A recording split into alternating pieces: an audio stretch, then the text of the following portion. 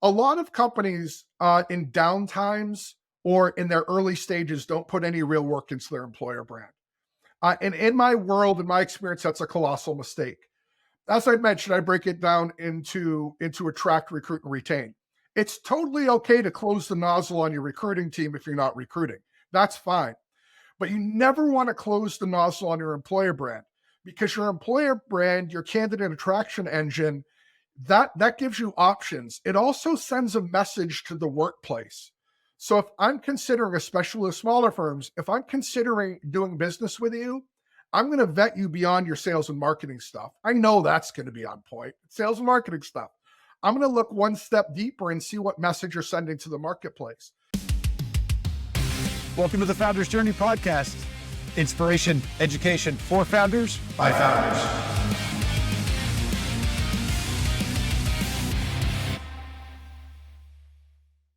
Welcome back, Founders Journey podcast. Greg Moran. I'm one of the hosts, with my co-host Peter Dean. Peter, we missed you last week, flying solo on last week's podcast. So. Yeah, I was on vacation. It was wonderful, but I'm glad to be back and talk to Gerry and his friend in the room with him. So we were laughing before we even got started here. So yeah, we'll introduce Gerry. Gerry Gadoury. He is the author of a newly minted Amazon #1 bestseller called Destination Employer. He's the CEO of RedBeard Solutions and has been around the consulting and search and recruiting world for a long time. So really happy to have Gerry here talking about his book and talking about a topic that is incredibly important for any startup founder, which is really, around this concept of your book, it's really branding your company as a destination employer and how you really build a recruiting system, to recruit and retain the best talent. So Gerry, welcome to the podcast. Thanks for having me. I appreciate it. And on behalf of my office mate, Mercury, we welcome the opportunity to speak with you and your audience. What we were laughing about before we got started is that Gerry has a parrot in his office who likes to, what do we say, Gerry? Likes to use inappropriately bad language at... That is a fair statement, sir. At the least opportune times, we'll just say it like that. Yeah. So what we're really hoping here is that Peter and I are going to figure out a way to communicate directly to the parrot, get the parrot to start swearing in the background. He's a rescue bird, and the prior owner owned a construction company. So his repertoire includes every inappropriate comment you can imagine, in male and female voices, as well as the sounds of construction equipment. So if you hear alarms go off, not real. If you hear a truck backing up, not real. I love it. All right. Well, we'll see what happens with the parrot as we go. But Peter, you want to get us kicked off here? Yeah. So your book just came out. Tell us about it, how it's going, what it's all about. I appreciate it. It's been an incredible experience. It was released the first week of January. At about 3.5, 4 weeks in, it hit #1. The book is called Destination Employer. It's to empower typically startups and early stage companies, but it really applies to any size organization, on how to consistently attract, recruit, and retain top talent. And the way that we do that is we break a candidate/employee's experience with your organization down to 12 key elements, starting with their first interaction with your employer brand and ending with their exit interview and everything in between. We also utilize what we call the EFG leadership framework as a way to engage, fulfill, and grow your team so they stay on longer and hit maximum potential. And it comes from 25 years being in the space. I started my career as a technical recruiter, went to sales, to management, branch management. I was a management consultant in the technology services space for a number of years. And as part of that, I would take extended senior executive roles in companies. So I was the president of Apicero, which is a MuleSoft consulting company. Started with them when they were 5 employees, left after a 9-figure acquisition. Things like that. So as part of that experience, it was incredible. And I took all of that and I boiled it down into the book. So let's start to kind of drill in on that. Because I think, this is a topic that every founder, I think, needs to kind of understand and really be thinking about as a real competitive weapon, right? But, when you look at early stage founders, or really founders at any kind of the earlier stages, and you start to kind of scale up, they rarely have the time or the money to really invest in, really think about recruiting on the level that they need to be. They are usually experienced interviewers. How should they be thinking about recruiting at that early stage? Like, how should they be thinking about building a model to start to attract, great talent, start to actually land that talent? Great question. I'm going to take one step back from your question, though. I think even before they think about building a candidate attraction engine in their recruitment processes, they need to think about what they want their company to be. What do they want to be known for in the talent economy? Are we a unicorn? Are we a company that's built to last for years? Are we looking to be acquired? What type of candidate is most important in our organization? So, for example, if you think of technology, what companies come to mind? Apple, Google, OpenAI. When you think of academia, what do you think of? Harvard, MIT. I'm from Massachusetts. When you think of business consulting, what do you think of? McKinsey. Those companies have built a reputation around a core skill set, and people in that skill set know them and know that that's a place to be. So if I'm that hypothetical founder, Greg, I'm saying to myself, what do I want to be known for, or what do I want to be when I grow up? Then I'm starting to do something that the three of us do now already, and that's build a strong personal brand.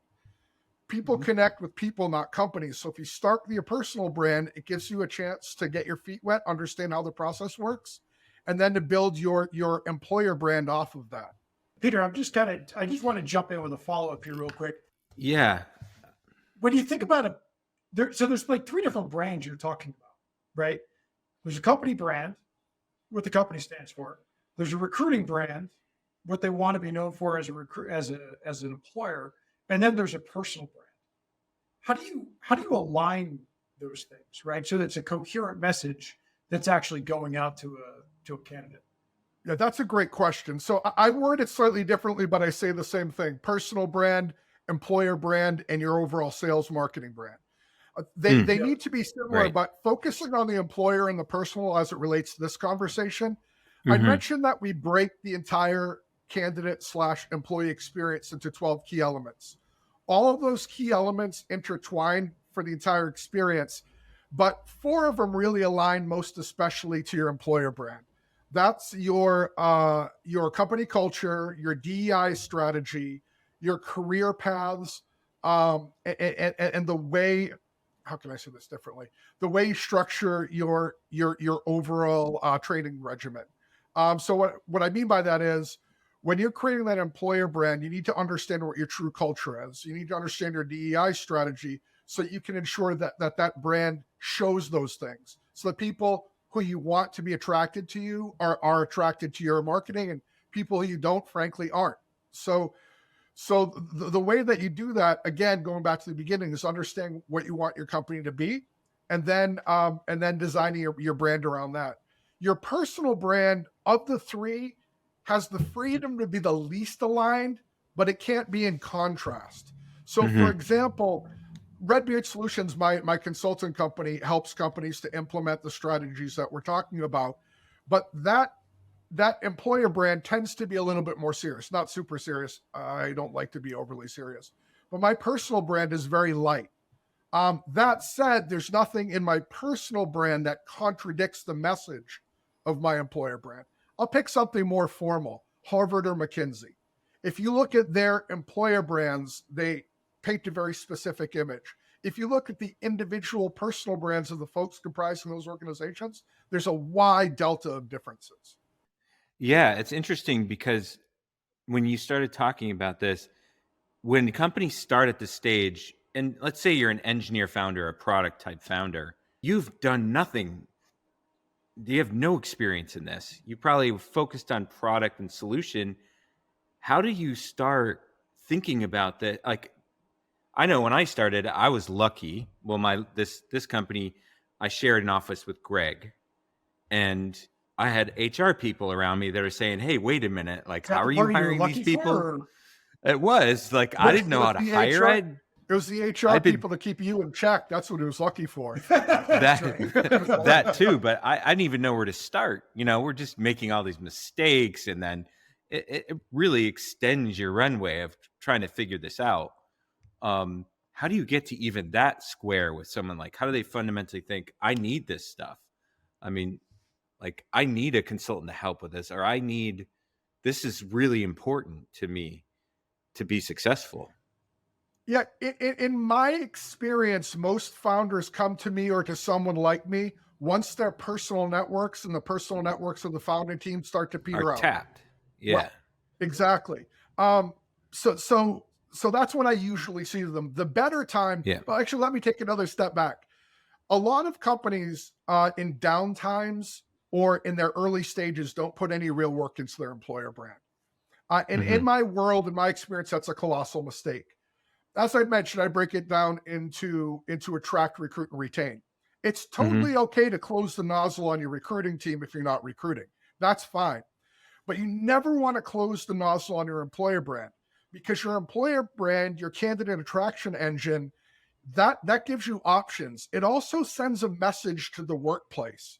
So if I'm considering, especially with smaller firms, if I'm considering doing business with you, I'm going to vet you beyond your sales and marketing stuff. I know that's going to be on point. Sales and marketing stuff.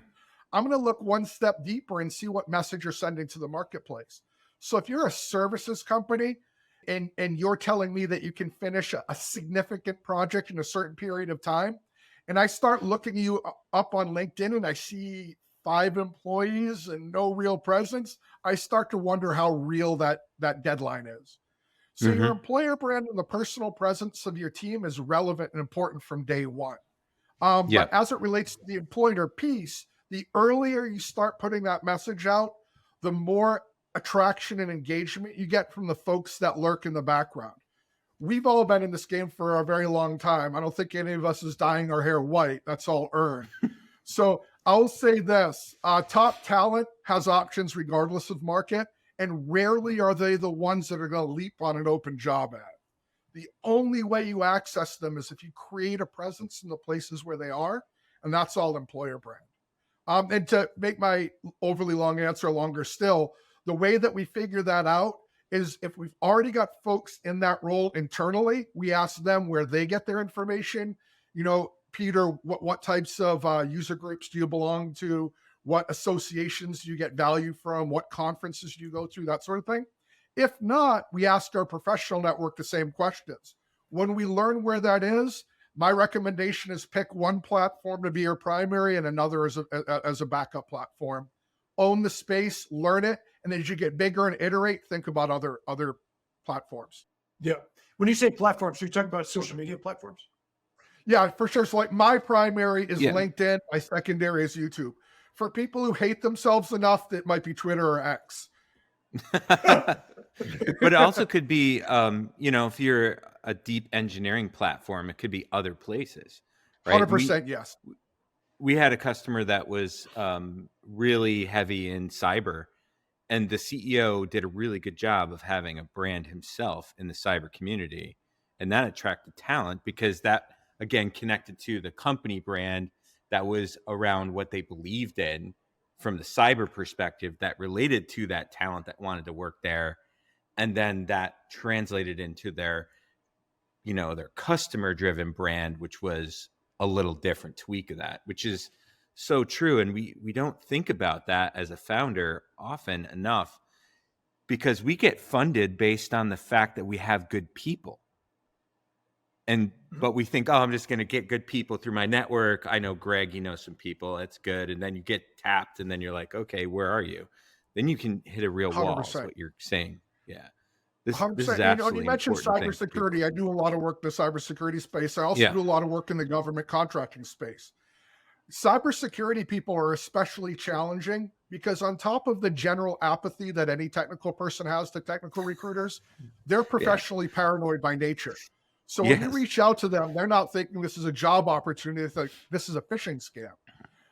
Government contracting is somewhat similar too. There's never enough cleared talent to do the job. So these folks, they actively hide because they don't want 300 outreaches a day. So the way that we beat that, you mentioned creating a brand in the cybersecurity space. I go to conferences. I go to AFCEA conferences, DISA conferences, NDIA conferences, and nearly all of those conferences offer CEUs to engineers. So I go to those breakout sessions and I interact with people. When you think about startups that are really starting to hit scale, right? What are the really common missteps you see founders or those companies make when it comes to whether whether the brand or just the way that they think about recruiting or retention? What are the big mistakes that they really need to avoid? You just listed a couple of them, but the biggest one easily by far is starting too late. Recruiting is one of those funny things where everybody thinks they can do it until they do it. So the founder will think, oh, I need 10 AI developers. I'm going to go to the market and get 10.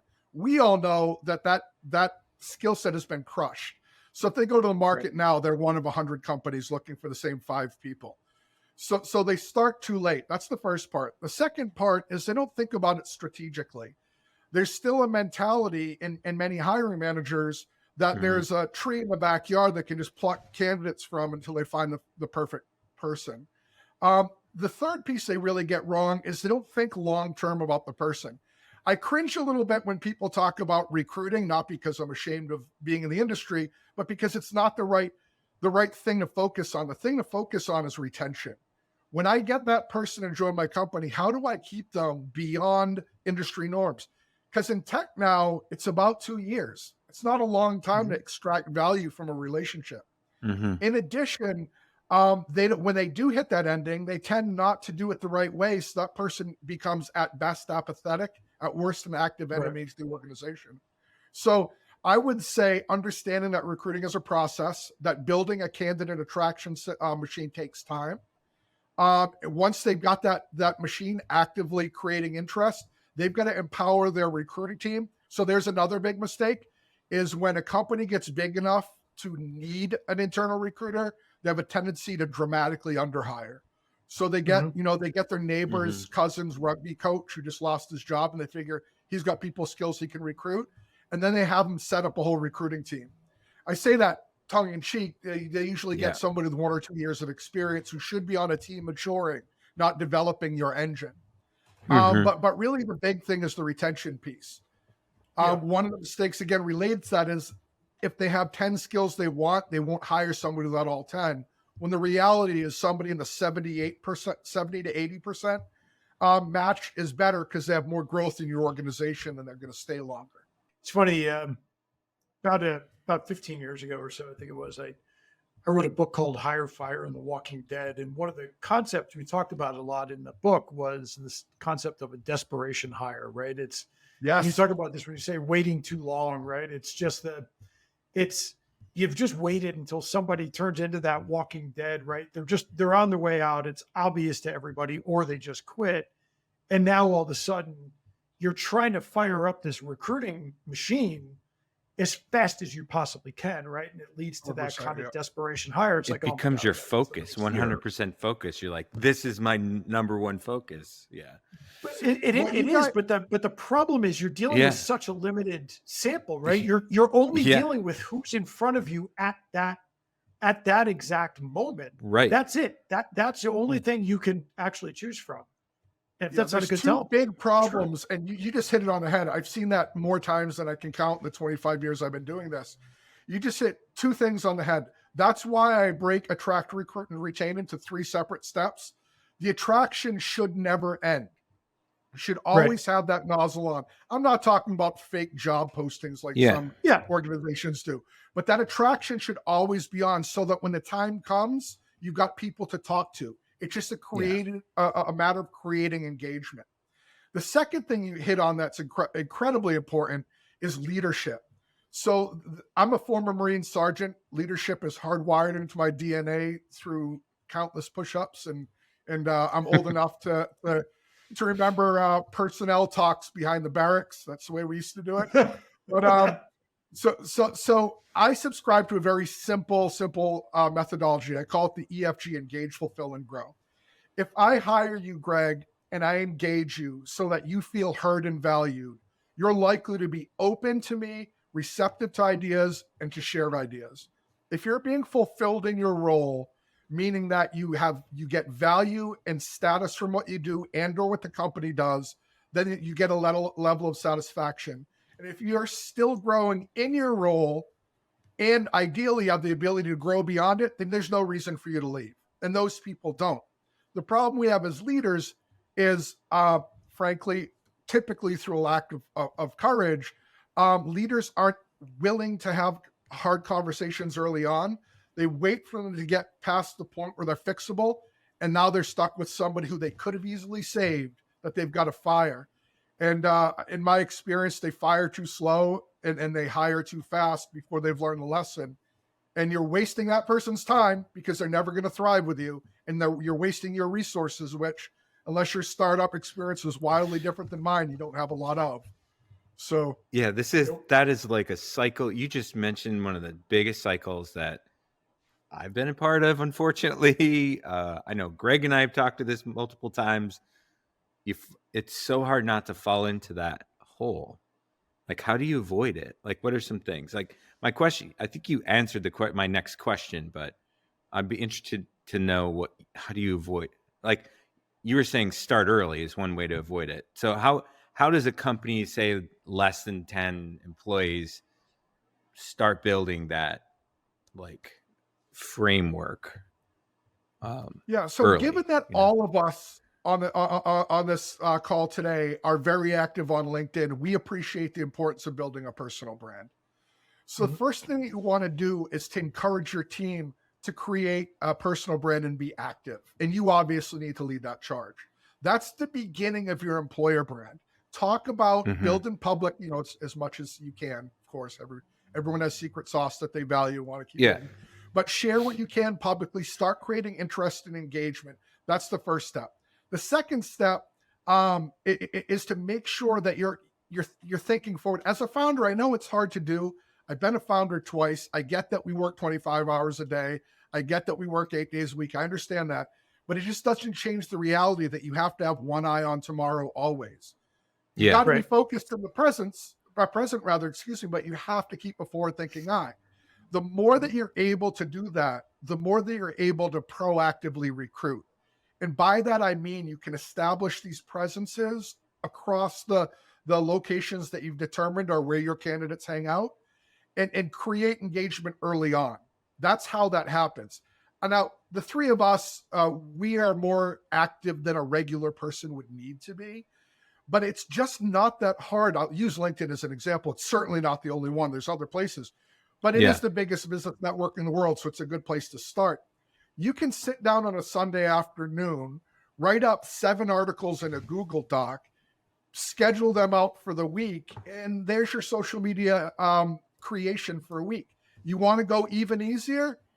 Greg, I repost your stuff at least once a week. Why? It's great content. We both went, but it's still engagement for me. When my company does something great, I share something about it. One of my recruiters had a baby. We posted the baby's picture on like a wanted poster and announced them as a new hire to the team. It creates great engagement. I do appreciate reposting my stuff, by the way. Yeah, it's reposted. That's the way it happens. That's right. So, how has this changed in the world of remote work, right? Because I mean, a lot of the dynamics behind recruiting have changed a lot, right? And I think in two ways. One, remote kind of opens up the world to you as a potential recruiting source, and I think the other big thing is around the shift from traditional sort of full-time employment to more gig freelance. How are those sort of broader macro dynamics really affecting the way that people need to be thinking about recruiting?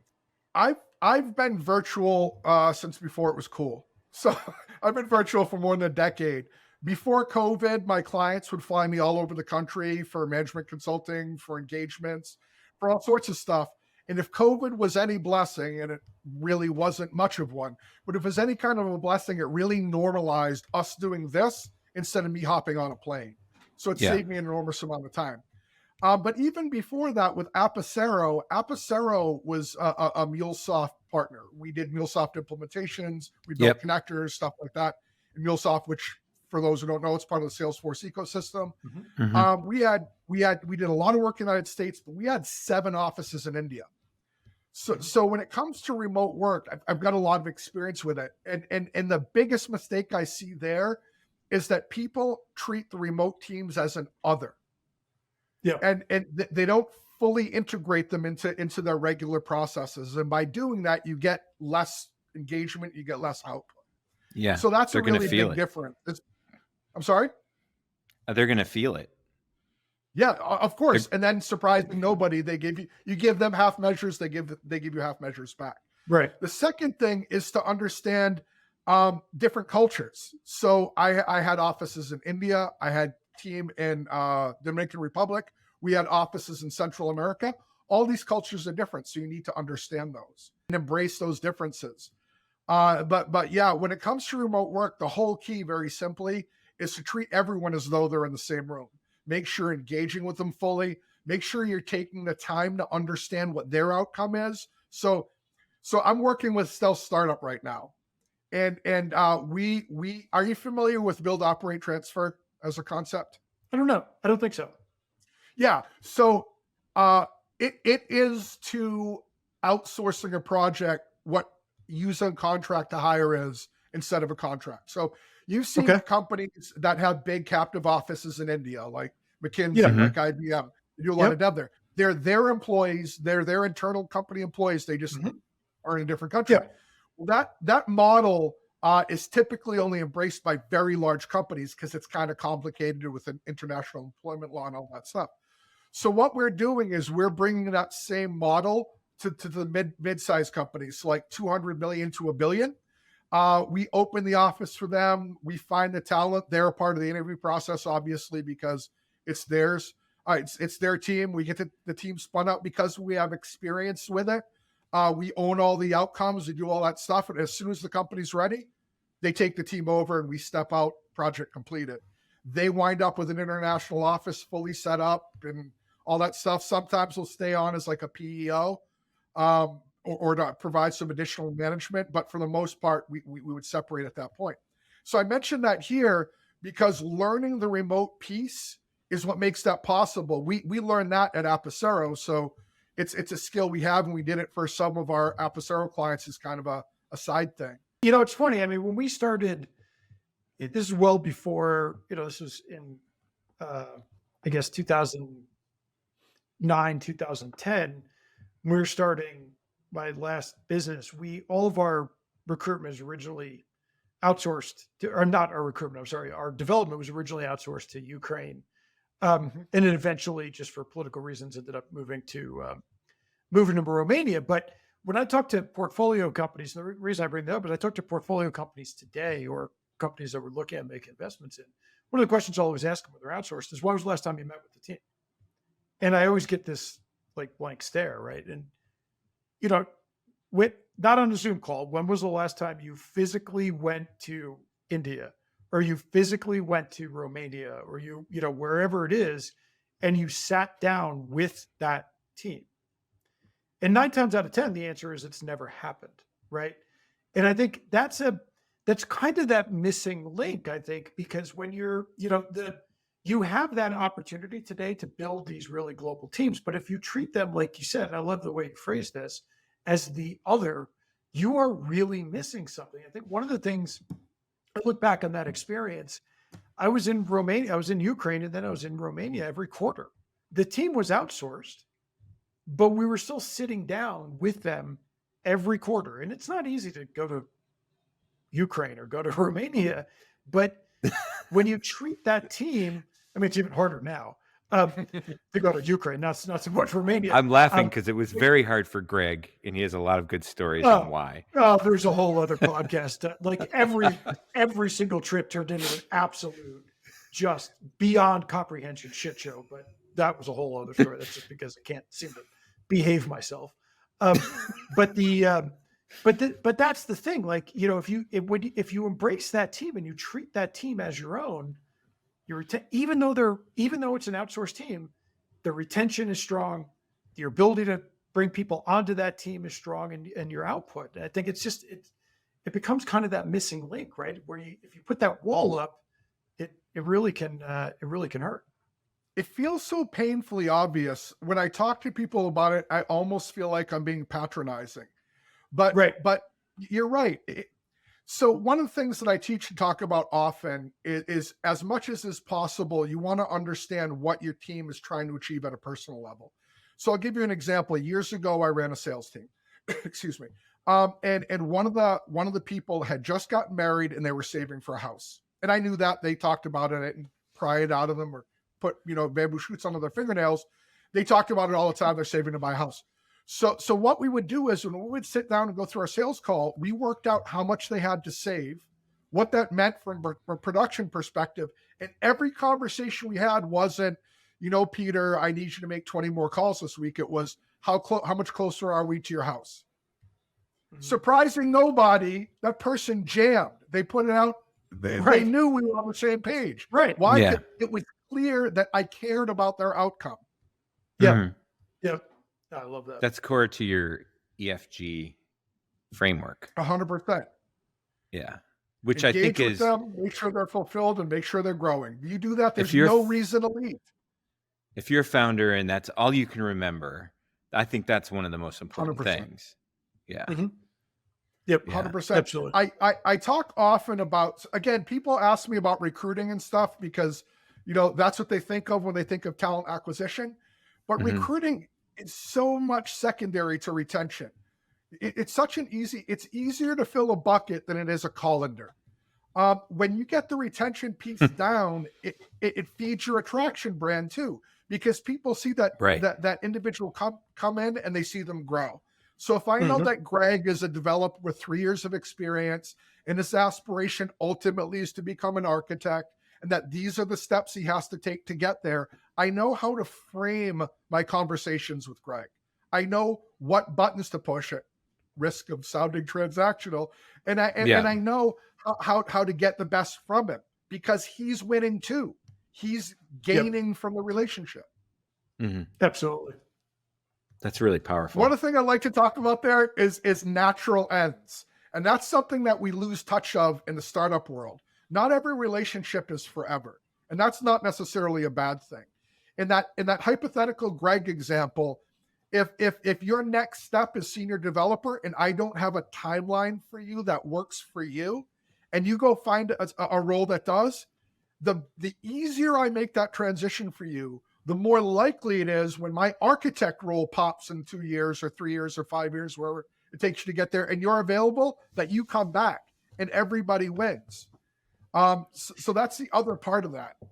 Yeah, I love that, and I think it's a great place to start to wrap it up. I love what we were talking about. I know last week or week before, I don't know, I've lost track of time, but I wrote about this concept of a talent ecosystem, right? And that ecosystem being like that world, and I think it for the three of us, and I'm sure all three of us have experienced this multiple times in our career. You sort of collect this team, this ecosystem, right? That moves with you from deal to deal to deal to deal. And, it's something that I see in the VC and private equity world all the time. And it's something that, when you look at leadership, when you look at executive leadership in a lot of these roles, to really understand who can you bring with you, right? Who's in that ecosystem? And I see this in my career. I've probably got 20 people that I've worked with on and off in multiple roles. And, some may be available, some aren't, but it's just this ultimate jumpstart, right? That, you've got that team, that collection of people that they know each other's styles. They know how they work. They know what each of them can bring to the table. And it's a trusted team on day one, right? And it's just a really powerful thing. I think when you think about it like that, you sort of stop thinking about recruiting as a transactional thing, but really start to think about what is this going to look like over the life of my career. 100% agree. Those relationships, the future of work is remote and the future of work is building up a real professional network. The more that organizations embrace that their teams are long-term partners, that they may come, they may go, they may come back again, the more what you just described becomes a reality. That stealth startup that I was talking about 70% of the leadership team looks awfully familiar to me. That's right. That's right. Right. Exactly. Yeah. Exactly. Yeah. That's it's awesome, Gerry. I think book, destination employer, where Amazon, right? Everywhere books are sold, they can buy it, I'm sure. And, Audio's on Audible. audio's on Audible. Awesome. All right, I've got to download the Audible. So go out, buy the book, Gerry. How do they reach you? Somebody wants to get in touch with you, learn more about what you're doing, or just connect with them. What are the best ways to do I that? am the least difficult person to find. So I'm on LinkedIn all the time. You can get me there. My email address, jerryg@RedBeard Solutions. You can get me there. You can also get me on the destinationemployer.co website, where our online self-paced program is placed. So if you want to learn this more hands-on with downloadable worksheets and all that stuff, that's there as well. Love it. Love it. And we'll put all that in the show notes as well. So if you want to connect to Gerry, just click on the link below. Super fun having you. It's a topic that every founder needs to be thinking about. You got to be thinking about it on day one, that building your team and thinking about how your team is going to look, or starting to build that team, is got to be something. If you're a founder, you got to be taking it seriously, especially, if you're going out, you're looking to raise money, you're looking to really start to scale. This is something that every investor is going to be digging deep on. You really want to be thoughtful about this. And I think your approach here, Gerry, is an awesome one. So great to have you on the podcast. Certainly, really do appreciate it. We did not hear anything from the parrot, which is incredibly unfortunate, but It is. Give us a reason to have you come back. 100%. You hang up, he'll start. That's the way it's done. And as always, if you found the podcast valuable, please share it, comment on whatever channel you're listening on, rate it. We'd certainly appreciate it. So next time see you again next time on the Founder's Journey podcast.